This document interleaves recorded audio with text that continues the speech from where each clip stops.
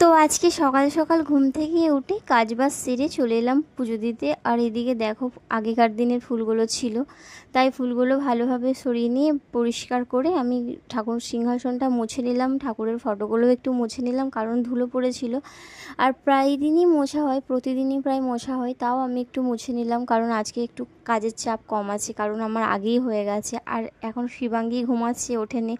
আর ও উঠে গেলে তো আমাকে ভালোভাবে পুজো দিতেই দেয় না, যা মানে দুষ্টুমি করে কি বলবো।